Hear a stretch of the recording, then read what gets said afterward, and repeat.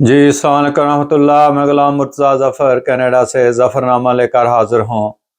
तो आज हम फिर करंट अफेयर्स पे बात करते हैं और जो इशू आजकल चल रहा है और जो ख़बरें जो है ना वो गर्म हैं, वो वही इसराइल और हमास का जो तनाज़ा है, जो फ़लस्तीन का, उसके ऊपर जो है ना वो सारा मीडिया वो ख़बरें दे रहा है। बाकी सारी चीज़ें जो हैं वो पीछे चली गई हैं और अब ख़बरें यही गर्दिश कर रही हैं हर तरफ और तबाही तबाही नज़र आ रही है और इंसानी जानों का ज़िया दोनों तरफ से बेशुमार जो है वो हो चुका है।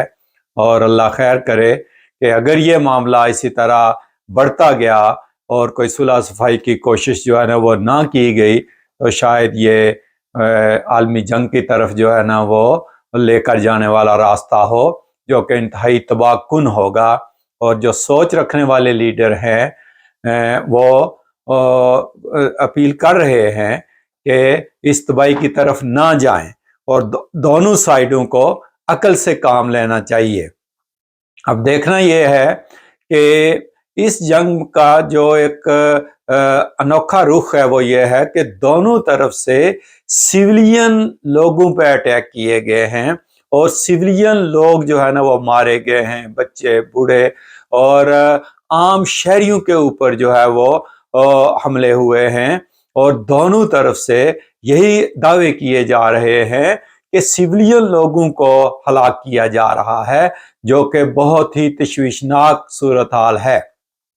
अब देखें कि इसमें अगर ये कहा जाए कि एक कहे कि हम सिर्फ फौजियों को मार रहे हैं और दूसरा कहे कि हम सिविलियन को मार रहे हैं, नहीं, दोनों तरफ से जो रिपोर्टें आ रही हैं वो यही हैं कि दोनों तरफ से सिविलियन को भी निशाना बनाया जा रहा है। और कहने वाले दोनों तरफ के वो यही कहते हैं कि हम तो उनके फौजी ठिकानों पे हमले कर रहे हैं और हम उनकी फौजी छावनियों पे हमले कर रहे हैं। और इसराइल भी आगे से ये कह रहा है कि हम जहां मिलिटेंट्स के, हमास के जो दहशतगर्द या उनके नज़दीक जो भी वो उनको कहें वो छुपे हुए हैं, हम उनके ऊपर हमले कर रहे हैं। मगर जो तस्वीर सामने आ रही हैं, जो वीडियो सामने आ रही हैं कि गजा को तो मलिया मेट कर दिया गया है, यानी उसको तहस नहस कर दिया गया है। यानी कोई बिल्डिंग वहां ऐसी नजर नहीं आ रही है कि जो जमीन बोस ना हो चुकी हो। तो आप एक अंदाजा लगा सकते हैं कि इतना हाईली पॉपुलेटेड एरिया में जब बमबारी की जाती है जहाज़ों के ज़रिए, तोपखाने के ज़रिए और मिसाइल्स के ज़रिए, तो वहाँ क्या मंजर होगा और क्या मंजर देखने में आ रहा है। जंग हमेशा तबाही लाती है। मैं बहुत छोटा था जब 1971 की जंग हुई थी। वो हमारा गांव बिल्कुल बॉर्डर के ऊपर है, तो फायरिंग वगैरह से तो हम लोग यूज्ड टू हैं कि फायरिंग तो होती रहती है, वो हर रोज ही होती रहती थी। और हमें तो उनकी उसकी आवाज से या गोलियों से कोई इतना वो डर वर नहीं लगता था।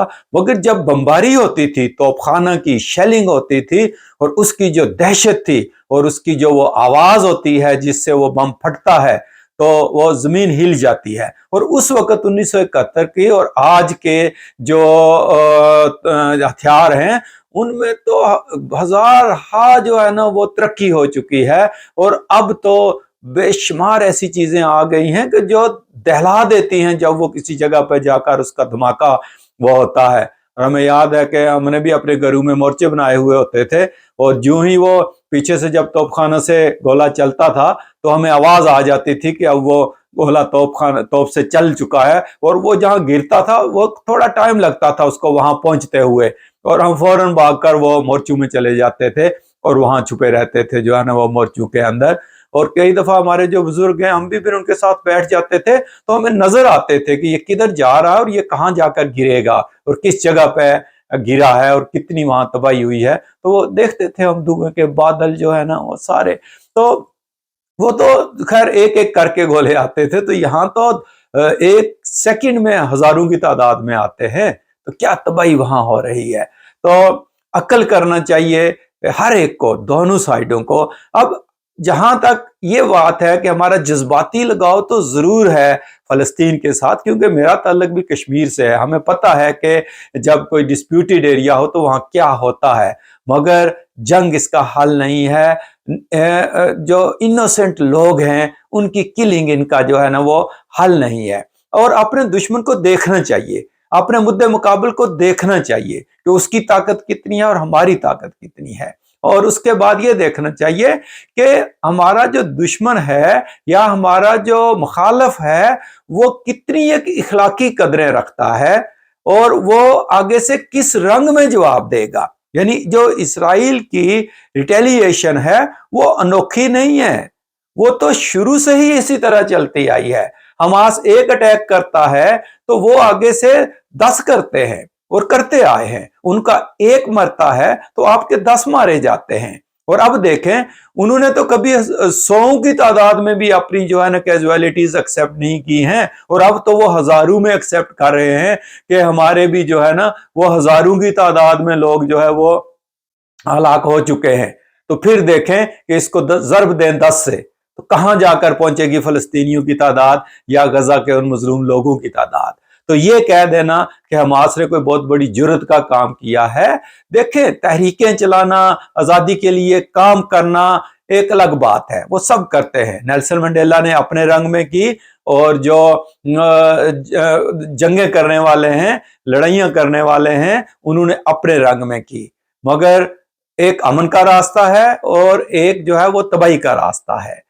کوشش ضرور کرنی چاہیے، ہر ایک کا حق حاصل ہے کہ وہ اپنے حقوق کے لیے لڑے، مگر اس کا یہ نتیجہ بھی نہیں ہونا چاہیے کہ آپ کے کسی عمل کی وجہ سے عام عوام کی تباہی ہو جائے، اور وہ تباہی ہو رہی ہے۔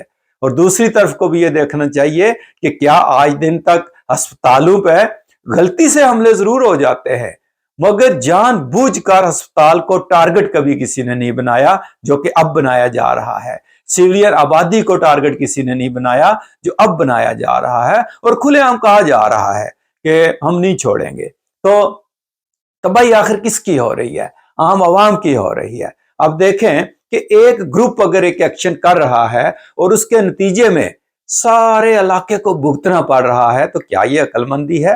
اب اس سے کوئی یہ نہ مراد لے کہ ہم حماس کے خلاف ہیں یا ہم فلسطینیوں کی آزادی کی تحریک کے خلاف ہیں، نہیں، وہ مظلوم ہے، ان کے ساتھ بہت ظلم ہوا ہے اور ظلم ہوتا رہا ہے اور ظلم ہوتا آیا ہے، اور وہ ظلم کی چکی میں پیستے جا رہے ہیں، مگر جو کچھ ہو رہا ہے اس کا نتیجہ جو ہے وہ اچھا نظر نہیں آ رہا۔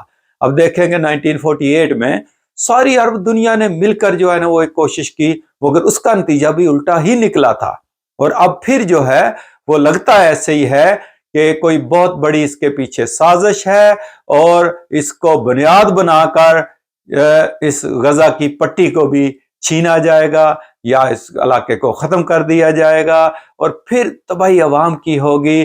تو خدا کے لیے عقل سے کام لینا چاہیے دونوں سائیڈوں کو، اور جو اقوام متحدہ ہے ان کو بھی جو ہے وہ کوشش کرنی چاہیے۔ جب کہیں ان کا مطلب ہوتا ہے تو وہ راتوں رات ریزولوشنز پاس کرتے ہیں اور ان کو امپلیمنٹ بھی کرا دیتے ہیں، مگر اسرائیل کے خلاف کوئی ریزولوشن پاس نہیں ہوتی ہے۔ مطلب ان کا میڈیا ان کو تو دکھا رہا ہے کہ ان کا کتنا جانی نقصان ہو رہا ہے، مگر غزہ میں کتنا کچھ ہو رہا ہے وہ صرف 1-2 چینل ہی دکھا رہے ہیں، باقی تو سارا میڈیا وہ ایک ہی راگ الاپے جا رہا ہے۔ تو یہ بھی انصاف نہیں ہے۔ مگر ادھر اسلام کا بھی یہ حکم ہے، اسلامی تعلیم جو قرآن کی تعلیم ہے وہ بھی یہ ہے کہ کسی قوم کی دشمنی بھی آپ کو انصاف کرنے سے نہ روکے، اور انصاف کا تقاضا یہ ہے کہ سویلین کو نہ مارا جائے۔ اگر آپ نے لڑنا ہے تو ان کے خلاف لڑیں جو آپ کے خلاف لڑ رہے ہیں، سویلین ایک دوسرے کے خلاف نہیں لڑ رہے ہیں، وہ ان کو جو ہے وہ امن پسند ہے۔ تو یہ کوشش ہونی چاہیے۔ یہی آج کے خطبہ میں بھی حضور نے فرمایا ہے کہ اسرائیل کو بھی اور فلسطین کو، غزہ کے جو حماس کے لیڈر ہیں ان کو بھی عقل سے کام لینا چاہیے، اور عوام کی اور عام سویلین لوگوں کی تباہی نہیں کرنی چاہیے، اور اس جنگ کو ختم کرنے کی طرف کوشش کرنی چاہیے، اور باقی دنیا کو بھی ہوش کرنا چاہیے کہ اگر انہوں نے اسی طرح اسرائیل کا ساتھ دے کر اس جنگ کو بڑھاوا دیا تو پھر یہ بہت ہی تباہی ہوگی، اور پھر اس سے کوئی بھی بچ نہیں سکے گا۔ اللہ کرے کہ دونوں سائیڈیں کوئی عقل کرنے والی ہوں اور یہ جنگ جلد ختم ہو جائے، اور جو معصوم جانیں ضائع ہو رہی ہیں وہ انسانی جانوں کا ضیاع جو ہے وہ بچ جائے۔ تو اگر آپ کو ظفرنامہ کے پروگرام پسند آتے ہیں تو اس کو ضرور سبسکرائب کریں اور ہماری حوصلہ افزائی کریں، اور دعا کرتے رہیں کہ خدا تعالیٰ جنگ کی تباہیوں سے سب کو بچائے اور مظلوموں کی داد رسی کرے اور ظالموں کو عقل دے یا ان کو عبرت کا کوئی نشان بنائے۔